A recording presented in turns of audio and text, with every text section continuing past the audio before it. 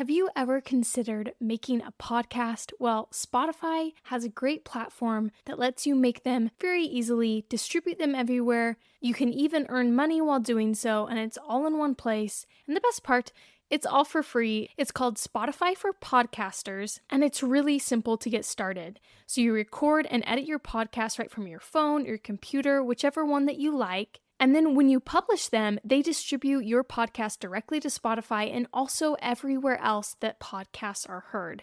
You can do video podcasts, you can interact with your audience with Q&As and polls. And once they're up and running, like I mentioned before, you can even earn money through your podcast in a variety of ways through things like ads and podcast subscriptions. And of course, it's totally free to use. There is no catch. When I started Plant School, I used Spotify for Podcasters, and I continue to use it because I love it. It's super easy to use, and it gives me everything that I need as a podcaster. So if you have ever wanted to start your own podcast, I highly recommend that you try out Spotify for Podcasters. You can download the app or go to www.spotify.com/podcasters to get started.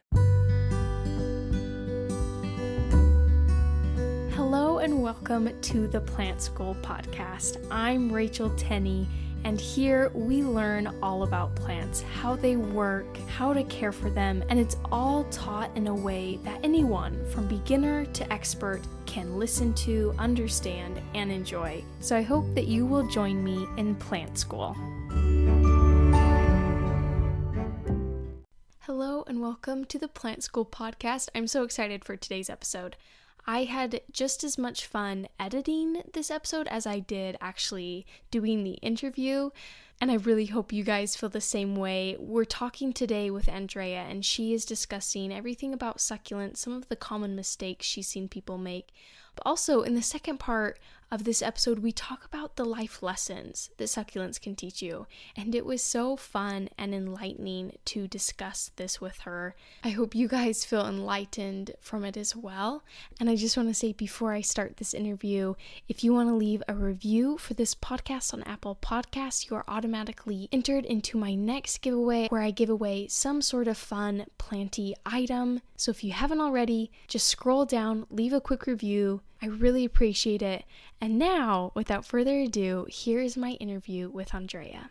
All right, welcome everyone to today's episode of Plant School Podcast. I'm here with Andrea, and as I was going through your website, Andrea, I hope you don't mind. That's kind of how I scoped out how you got into succulents, but I was reading that you first became kind of introduced with succulents and obsessed with them when you were converting your Southern California yard to be more drought tolerant.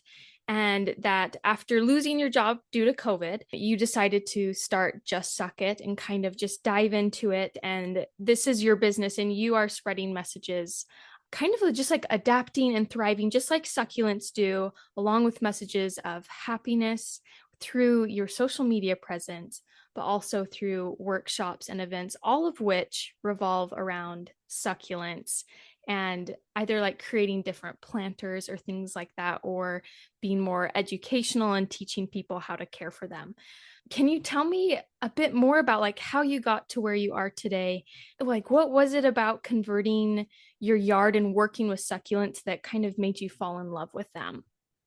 Yeah, it was planting my succulent yard that really got me obsessed with them. They're such incredible plants. And when I started, I was using mostly landscaping succulents. And in Southern California, I see a lot of agaves, a lot of aeoniums. And so those were the plants that I initially was planting in my yard. But then someone told me to go to this nursery in a town called Buena Park. And that's when I was introduced to echeverias. And I think that actually started my succulent obsession. And then from that, I learned about haworthias and cacti and kalanchoes, and they're just so incredible and so amazing. And I thought, there's got to be other people who love succulents as much as me, because my family certainly didn't want to listen to me talk about succulents all the time, and how they're shaped and their colors and how they bloom. And so, like you said, I had found myself unemployed because of the clone apocalypse. But prior to that, I had bought the domain Just Suck It, because I thought I'd create a blog or Mhm. vlog and share my love of succulents that way with people who actually wanted to listen. But I was in digital marketing before and I was in wellness. So I had experience that sort of got me ready for the transition to start selling products. And initially, it was going to be a subscription plan, and I was going to send out a succulent with some kind of motivational message with it. But then somebody asked me to make a gift box, and it turned into a gift company. And I love sending succulents in the gift boxes because they do adapt, they thrive, and it's a message that I try to share all the time to anyone who wants to listen. And I think having succulents around reminds us that we have the same ability to adapt and thrive, and everyone needs to know that. Yeah, for sure. That's a much needed message, especially with all the craziness going on in today's world. Absolutely. Okay, and before I dive into some more questions, I want to ask you, do you have like a favorite succulent above the That's others? Because I know that's that's probably such a hard. I know that's such a tough question. For a while, it was the Aeonium Sunburst, and it's still one of my favorites. It's just a happy plant. Out of all the Aeoniums that I've ever planted, it's the one that just grows beautifully. It seems like it can handle a lot of weather and temperature changes, and it can handle bright sun and not as much sun. And it's always yellow and happy looking.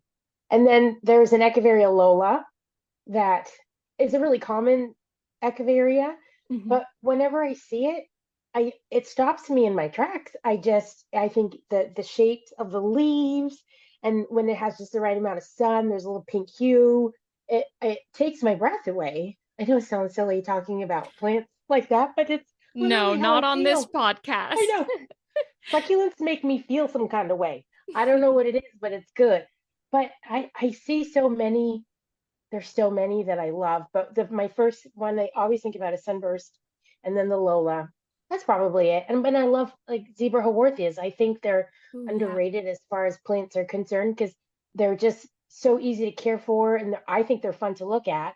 Although I didn't when I first started learning about succulents, I just really love the ones that look more like flowers. But now that I know about them and how they can handle a lot of benevolent neglect and they build confidence. Haworthias build confidence in people who are not great with taking care of plants. It's sort of like the gateway plant to other plants, I love that. So Yeah, that's a good name for them, the gateway plant. it's the gateway plant. Snake plants, Haworthia is the gateway plant to plant parent confidence, I think. Yeah. Yeah, for Yeah. sure. And with having been in the succulent like world for a while, what would like be your advice for people in caring for succulents? What are some of like the top mistakes you see happening a lot? Well, the biggest one is lighting. And I say this, and a lot of people say this, succulents are low maintenance and they're easy to care for plants. They are with under the right conditions. And if a person sets up the conditions properly, then there really is very little they have to do other than water when their plant needs water and making sure they have enough light. A lot of times people will bring their plants home and then they don't know what kind of succulent it is and or they'll get one as a gift and they put it in the middle of their room or on their kitchen table and they'll say, oh, it's a really bright room, but we know that succulents need a lot, depending on the succulent, like an echeveria, they need a lot of bright light in order to maintain their shape. And being in the middle of a room, no matter how bright it is not enough because the windows act as a filter. So I always tell people if you're going to have it inside, it needs to be directly in front of a window, or you have to get some grow lights because the lighting is essential to a happy, healthy succulent. I have to repeat that over and over again for people. They don't quite understand that a bright room is not the same as bright direct light for a succulent that needs lighting like that. Yeah, that's so important. My sister, she had some succulents. I feel like anyone can have a succulent. It's like you don't have to be super into houseplants to own one. And that's kind of the case it was for her. She had one succulent, no other plants, and she was in a basement apartment and it was like taking off, just growing super long. And I was like, wow, how do you do that? And come to find out, that poor little guy was just reaching for the sun. He Yeah, wasn't it was stretched out. Yeah, he was not growing because he was happy. He was trying to find the sun. And I think, is that called etoliation when they Yes, stretch out like that? yes, yeah, Yeah, that's and what it's that's called. that's not what you want to really No, happen. Yeah. no, but people, I think they forget what their plant looked like when they got it. If it was this cute little bud, the little rosette of a plant, and then it turns into this long stalk with a foot in between each leaf, probably not normal. But people don't know that. They just think it's growing. I mean, it's not funny, but it also is. Sometimes when I tell someone that they'll proudly show me their stretched out plant. I'm like, look, I've kept it alive for 6 months. Look how much it's grown. And then I have to tell them the bad news, and they literally look like I've punched them in the gut. Like, oh my God, I thought I was doing so well with it. Well, I mean, it's not dead, so good Yeah. for you. Yeah. And the nice thing is you can still like snip off the top and Yeah, it can root. Like I think that's one of the really fun parts about succulents with most of them. Not all of them can do that, but you can snip off the tops, set them back in the soil, and they'll start growing new roots. right. And grow into a beautifully shaped plant as long as it has the right lighting Yeah. conditions. So, are there like any sort of succulents you recommend to people starting out, or do you feel like they're all kind of the same care throughout the succulent world? Oh no, no. There are plants that I suggest starting with. They're not necessarily the fancy schmancy succulents that a lot of people want to start out with, but I always suggest Haworthias, Gastrellos. I actually have a hard time with most aloes. Other people don't. So I will suggest aloes and snake plants because they can handle just the right amount of neglect and they'll be fine. And if someone is going to be keeping their plant outside, then echeverias are good to start with, but they need light in order to maintain their shape. Gotcha. This might be something that's useful to bring up is since the succulent world is just so broad, can we briefly like go through what is included, like what plants, like we mentioned echeverias, and I feel like that's what people mostly think of, but like what else is in that world for those listening who may not know? Well, there are over 10,000 different kinds of succulents. And that's actually a new number to me. I didn't realize there were that many until a couple months ago. I'm always learning too. But the most common ones, of course, are cacti. And by the way, cacti and cactuses, they're both correct. There's like this whole, they're both the plural forms of, Oh, I never yeah, realized that. yeah. Yeah. Cacti is the Latin plural, and cactuses is the English. But people get up in arms when they hear cactuses, which I think is funny. Okay, but I digress. So cacti, and then of course echeverias or echeverias, you can pronounce it either way. And then under that, there are hybrids like graptivarias and sedivarias, kalanchoes, so many different kinds of kalanchoes, gasterellos, sansevieria or snake plants. I'm trying to think. Oh, hens and chicks like sempervivums, those are cold hardy. So those are the kind of plants that can be covered in snow, most of them, or a lot of them, covered in snow, and then they'll come back. They actually do better in cooler climates. Sedums, graptosedums, so many hybrids. And then on the strings, like a lot of, well, this Senecio Aurelianus was just reclassified to a curio, like string of pearls, Hmm. string of turtles, string of hearts, all succulents. That's funny you brought up hen and chicks because those are everywhere here. Because where I'm at in northern Utah, very cold, but they do Yes. great. And I think that's so cool that even in really cold climates, like it doesn't have to be sunny Southern California. Like they can do No. well in so many different places. Yes. And there are cacti that can handle temperatures that are really, really high and also handle freezing temperatures like those that grow in the desert. And my fiance was actually in Peru. He did a hike on Machu Picchu and he said there are cacti everywhere, like the old man cactus or the old lady cactus.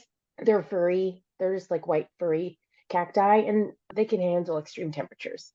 Yeah, Yeah, that's so fun. It's so fun to I did. see how they're just everywhere. They've Yeah. learned to adapt in all climates. Okay, any other like tips or advice you would give to people? I know one thing that was hard for me with succulents Mhm. is I think I cared a little bit too much about them and I would overwater them all the Yeah. time. Yes. So a succulent can come back from not being watered for a long time. The leaves, can get wrinkly and a little brown, but you give them a good drink of water and they'll just plump right back up. A succulent is a succulent because it stores water somewhere in its tissue. So an echeveria, most of the time it's in the leaves, and then the cacti can be in the trunk. But overwatering puts a succulent at risk for rot. And there's no coming back from rot if it's not caught early enough. Now, a lot of times the rot will start from the beginning. I mean, from the bottom, and then it'll work its way up. And rot it looks black and it's often stinky. If it's caught early enough, a person can cut above the rot until they see healthy tissue, and then let the succulent callus, and then it'll be fine. But once the leaves start to fall off, and if the whole stem is black, then it's just RIP, rest in peace, little succulent. The best way to know when to water your succulent is to check the soil. They also have water gauges or meters. I typically just like to stick my finger in the soil and see what's happening. And then as far as depending on the kind of succulent it is, like an echeveria, the leaves will start to get wrinkly. They get soft, a little bit wrinkly, and you know that there's no more water in the leaf, so you can just give it a good drink. For any of the strings, like the string of pearls or the tears, same thing happens. Instead of them being round little balls, they get kind of flat. So you know that they need water. So the best thing to do is just eyeball your plant, see if the leaves are plump and look good, or if they're a little wrinkly and saggy, and then check the soil. And then if the soil is dry and it has good drainage, if it has a drainage hole, just dunk it, like waterboard it. I don't know where this myth came from, where you just missed it. No, succulents are, there a lot of them, not all, but a lot of them are desert plants. And when you think about plants in the desert, they go months and months and months without water, and all of a sudden it just comes down on them, and they get a lot of water all at once. And that's how we should take care of them in our homes too. So let them go without water for a while, and then drown them with water. I love that. Yeah. You think about, I don't know, I'm close to Arizona and they have, their monsoon season that comes through. And yeah, they do get dumped on, but it's interesting how in our homes we don't think about that oftentimes. And I love that you brought up to check the soil. That's something I preach all the time because there's no such thing as like a watering schedule for a plant. No, It like your finger is always the best tool just to see if the soil's dry, give it some water. If it's still feeling a little bit wet, then wait a few days. And yeah, you don't need fancy gadgets. You just feel the soil and that will just feel save the you soil. so much headache. Yeah, especially with the succulent. Yeah. Yeah. Speaking of like root rot and things like that, are there any other pests that you've seen succulents deal with, or are they mostly pest free? What's been your experience with that? Well, the two most common pests for succulents are mealybugs, and aphids. Mealies they look like little demon creatures. They're horrible. I mean, so if you see like something that looks like white cotton anywhere on the succulents, usually a mealybug. And you may not be able to actually see the mealybug itself, but you can see the cottony stuff that it produces. And over time, they can really damage the succulent. The best way to take care of that is either using insecticidal soap or 70% isopropyl alcohol, rubbing alcohol, and just spraying it or using a Q-tip. They're contagious. So the plant has to be quarantined. And after the last 3 years, we know what quarantining is all about. So you got to move the plant away from other plants, treat it. Sometimes you have to change the soil, and then you just keep checking it to make sure that there aren't any more. And then aphids, they can be little, like, I usually only get aphids outside. I have never had aphids on my indoor plants, just outside. Those typically, depending on the plant, you can just rinse them off with water, like a good cleaning, and then again, insecticidal soap or some rubbing alcohol, 70%. But those are the two main culprits, usually, that little pests that attack succulents. I've personally dealt with mealybug, and yeah, it's the worst. To describe them as demons, that's pretty accurate. They are like they're just little demon creatures. They're Yeah, horrible. I eventually just had to give up on one. I was like, this isn't worth it. They keep coming back, and I don't know what to do. So I just dumped it. So a Yeah. good sign to know that there could be a mealy problem is ants. They act as vectors. I think that's the right. Yeah. So they like hitch a ride on them And that's how they go Oh. from plants. So outside, when I have my plants outside, if I see ants, I'm like, oh my God, I'll just do a spray with insecticidal soap if I see ants. So getting ants under control is actually really important, especially for plants outside. I had no idea that they were a Yeah. vector for mealybugs. Yes. Listen to the 48 Hours podcast for shocking murder cases and compelling real-life dramas from one of television's most watched true crime shows. Go behind the scenes of each episode with award-winning CBS News correspondents and producers in Postmortem, a weekly deep dive. Listen to 48 Hours wherever you get your podcasts. Oh, okay. Yeah. So, kind of switching gears. I know I mentioned at the beginning that, and we've kind of talked about it throughout this episode, how succulents can kind of be used as metaphors for our life of adapting and thriving.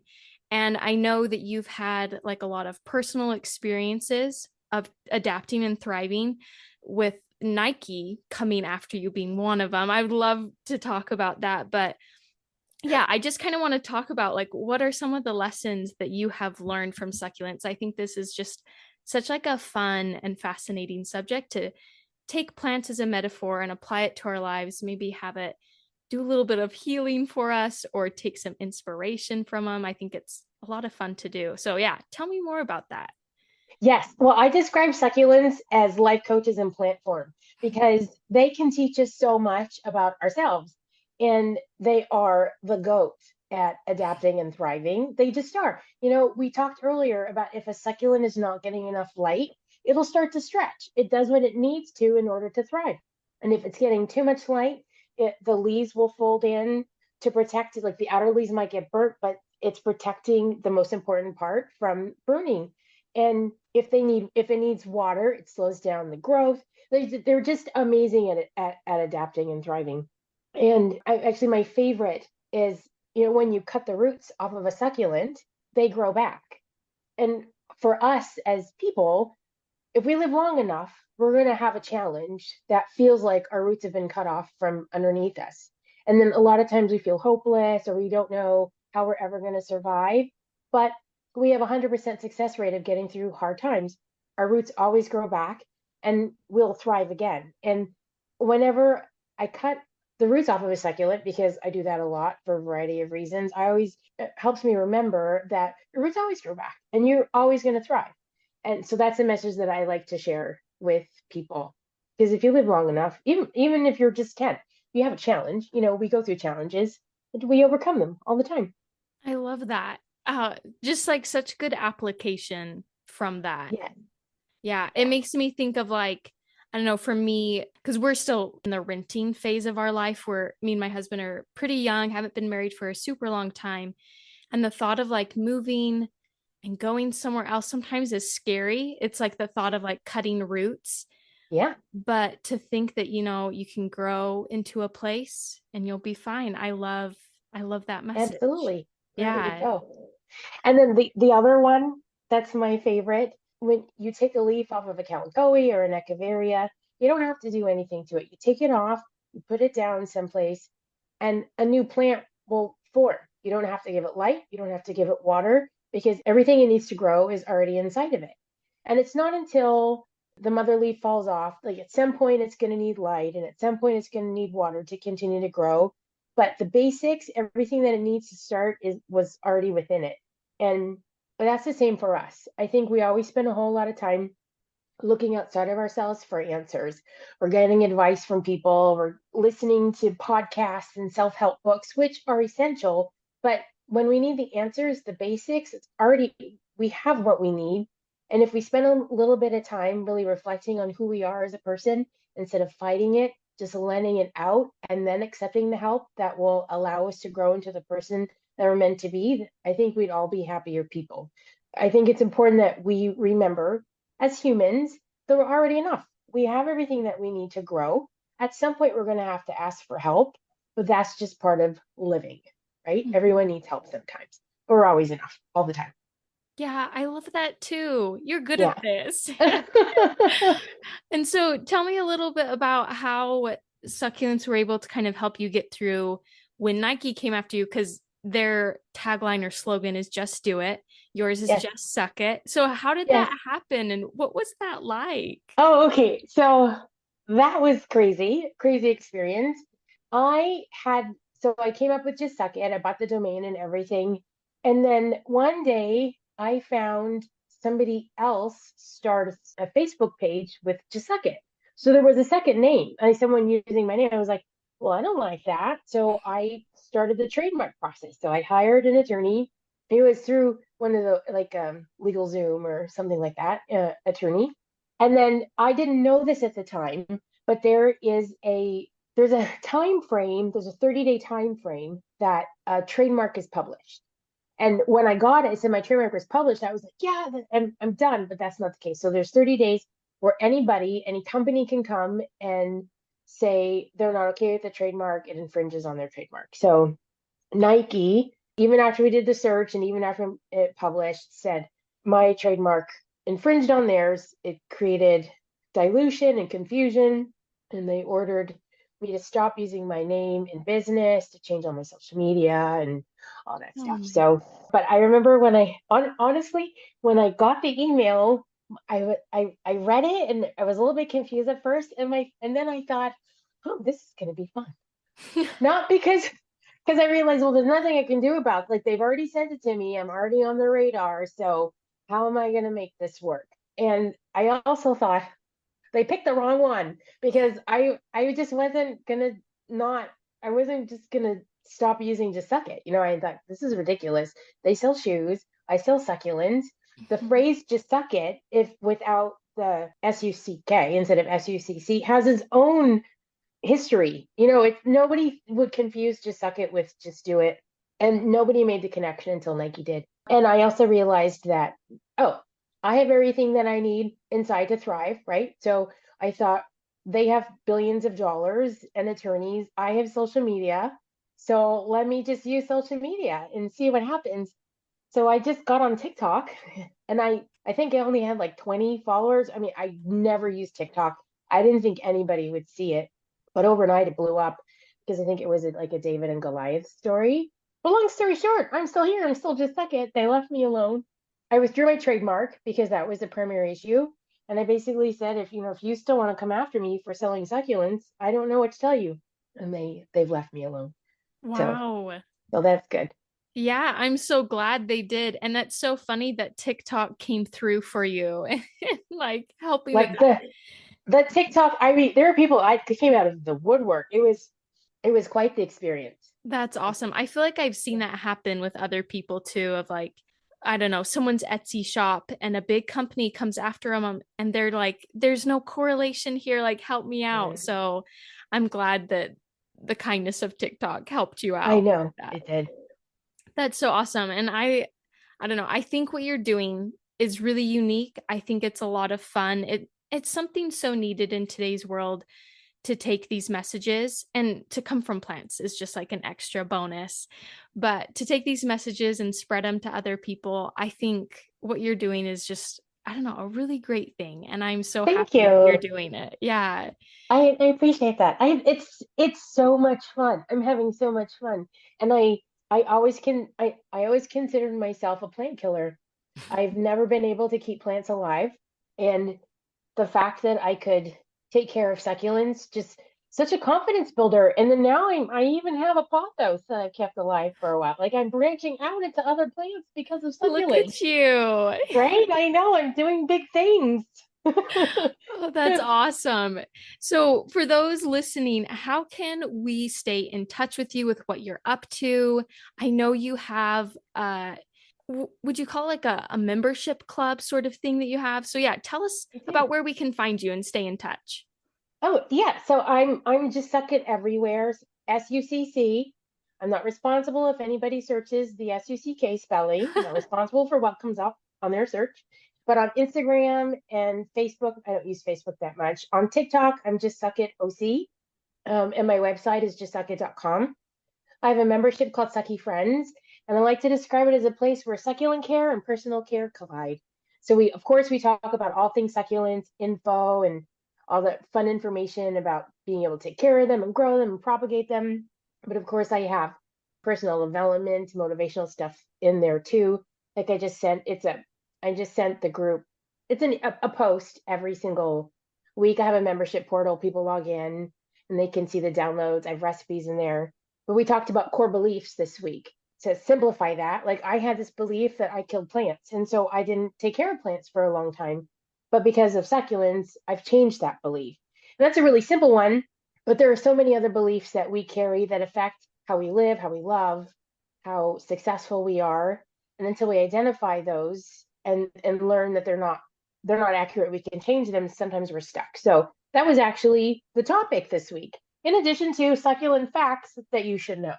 So it's just all the things that I love. And I realize that other people love succulents and they also want to thrive themselves. And that's what the Sucky Friends community is about. And that information is on my website too. That's so fun. What a fun community to be a part of. I think so. Yeah. No, I think you're adding a lot of value to those people's lives in that club. That's a lot of fun. Well, thank you. Thank you so much, Andrea, for coming on and for sharing with us your knowledge about succulents and also the incredible life lessons that it can teach us. I really appreciate you being here and talking with me today. Well, I appreciate you. Thanks for inviting me on your show. This is fun. Thank you so much for being here and for listening to the Plant School podcast. I hope that you will join me for our next episode. And if you would like to support this podcast and keep it going, there's a link down in the show notes of this episode where you can donate to this podcast. And I really appreciate all that help. Or you can go to my merch store, which is also linked in the notes of this episode. And you can find some really cool plant-related shirts and stickers. And if you want to support the podcast but spend no money, feel free to share it with a friend, leave a review. All these things greatly help me out and allow me to keep doing this. Again, thank you so much for listening and for being here at the Plant School podcast.